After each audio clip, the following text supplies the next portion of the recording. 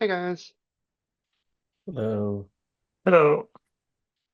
how's it going? Good. And you? Yeah, can't complain.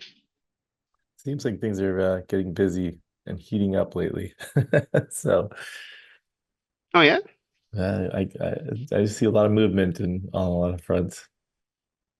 Yeah, I have Oh, I have something I guess maybe to discuss. I didn't add anything to the agenda, and I just saw your message, Sam. So I figured I wasn't planning to discuss it, but I saw your message. So from the 1 trillion security initiative, quite a lot of work has been done on. Um, a lot of the feedback has been around UX and how to improve UX from a security point of view for users in the ecosystem. And one idea that's been had is to have some kind of some type of a standard similar to L2Beat. I know there is WalletBeat, for example, but I'm not entirely sure where like the um, ratings come from. But I was imagining that this call could perhaps be a good idea at some point to discuss like what the wallets feel should be in this kind of rating guideline, like what should be in order to have different stages of a wallet from a security point of view, basically.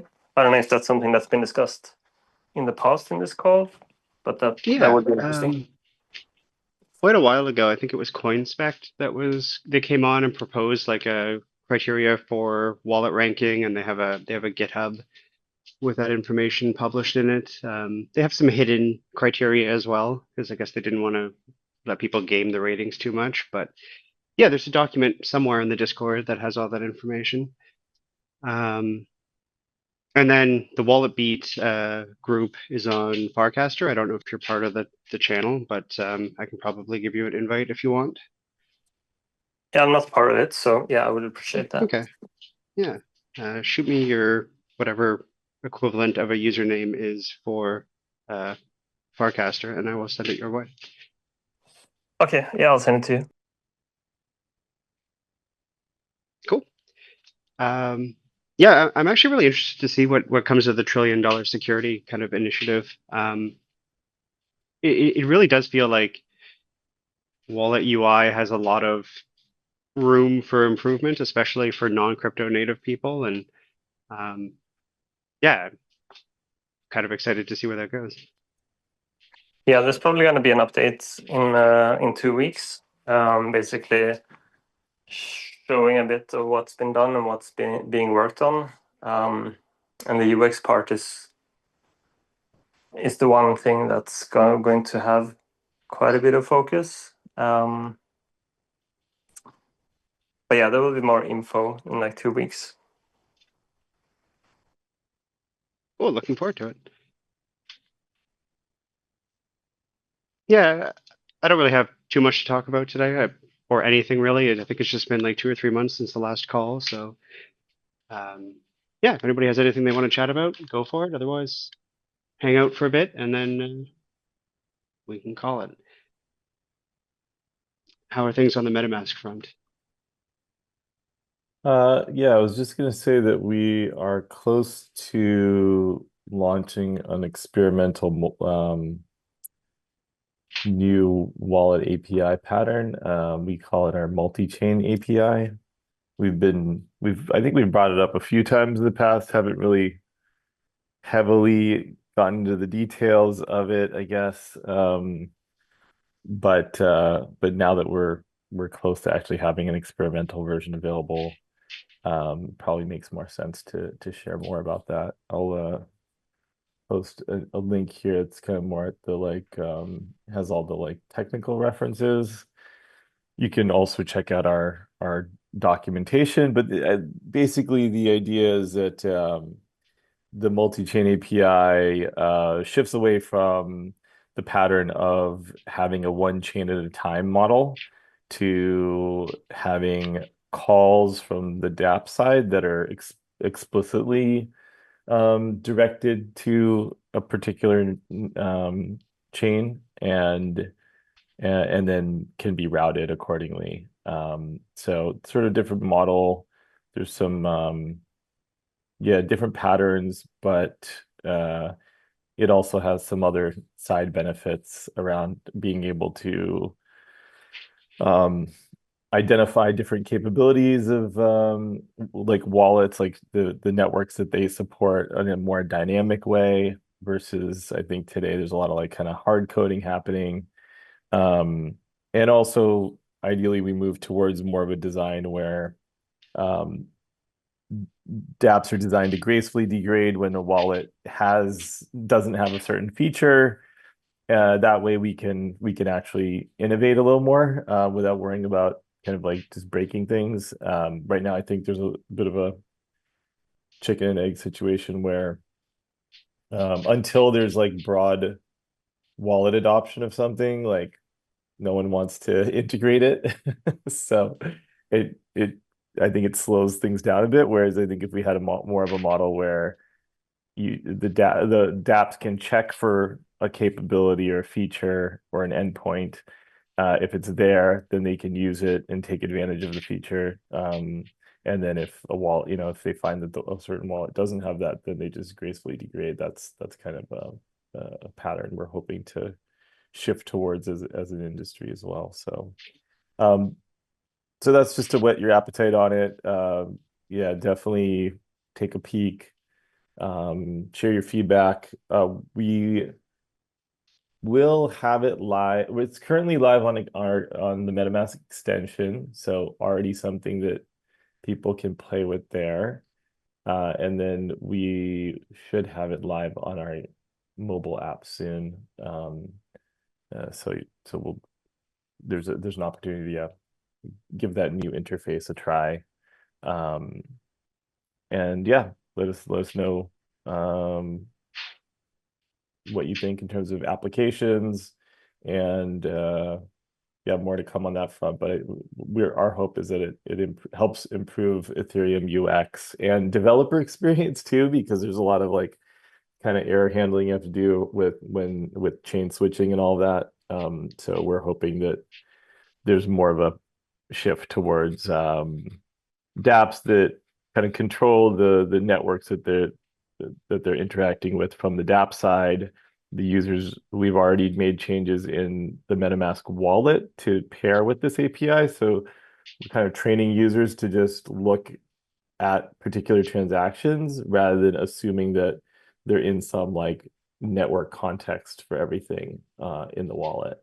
Yeah, the modal design for wallets, I think, was kind of a bad UX decision from the start. Right. It was a lot of kind of like, hey, you're everything you do is on this one network, right? And so that I think that's already started to break down. And I think that we didn't want to constrain dApps to be limited in their design because of the wallet's design choices. So what this API does is really sort of takes everything off. The developer can create a dApp that like has interactions with multiple different networks, has its own UI for kind of picking networks for different interactions, and then also potentially also getting multiple, like interacting with different accounts at the same time too. So the UI of MetaMask still is like one account at a time context, but it doesn't mean the dApp has to do things that way. And they can even trigger transactions on different accounts, and that'll all just come through in the wallet. So the user just has to kind of be more aware when they get a confirmation. They need to actually look at the networks and the accounts that are being requested for that confirmation. No, that's super cool. Is this kind of like a alternative or replacement for the cape that looks similar? It's an implementation of Cape 25, and Okay. it's all the whole family of things that branch off of Cape 25. So yeah, it's chain agnostic. We're using it for that right now to even go outside of the Ethereum domain, but we think that it has benefits even when you just look at Ethereum kind of above and beyond the um EIP 1193 provider interface patterns. So yeah, we see some like um as an alternative to EIP 1193 provider. And there's been some chatter about potentially reflecting that into some sort of Ethereum proposal, but not exactly sure how that like where that would go. Is like, is it an EIP? Is it some sort of like informational EIP? Because it's sort of defined in these like chain agnostic standards. And we have, if you look at there's also there's MIP5, which is like the generic pattern that's kind of like not specific to Ethereum. I'll share that here as well. Um, but yeah, we think that it's like really useful for in the EVM space because of chain switching in particular. No, the value is definitely there. I don't think you need to convince anybody that it's a very useful thing to do. No, that's awesome. I'm really glad to see that MetaMask is working on this. And as for like how, if you want to bring it into the EIP's world, it'd probably be best as just an ERC, and then yeah, you could put it in there, and then eventually it'd make its way into the execution APIs, maybe. That's actually something we talked about briefly before, and we might want to talk about again at some point, is creating like a common place to document wallet APIs. Because right now it's mostly like the MetaMask API documentation, the Alchemy API documentation. It'd be nice to have one that's just common for everybody, and then you could have like a support table on it for the different wallets, kind of like MDN. We've talked about that in the past. I don't know if that's something anybody would be interested in pursuing, but probably should at some point. Yeah, I think it would be great to get some more guidance on where some of this could go and how to reflect it. Yeah, It also seems like sometimes if it's not in some kind of Ethereum document, then it's like the awareness is low as well.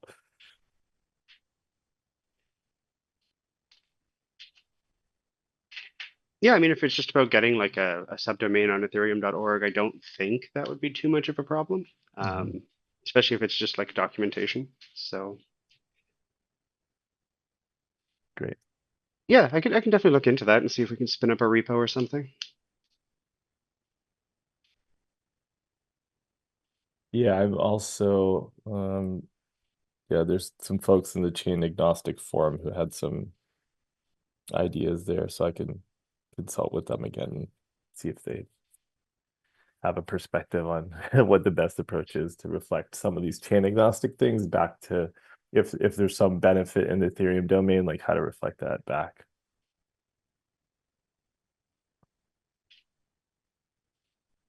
Cool. Yeah, Yep. thank you. Thanks for checking it out.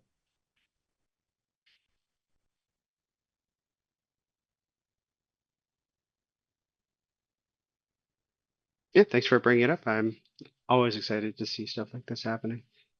Um,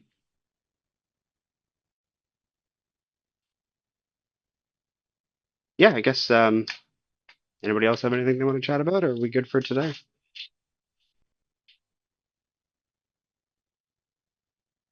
Cool. Well, sounds like we're good for today. Thanks everybody for coming out. Short call, but good content. We'll talk to you all in a month. Cheers. Thanks.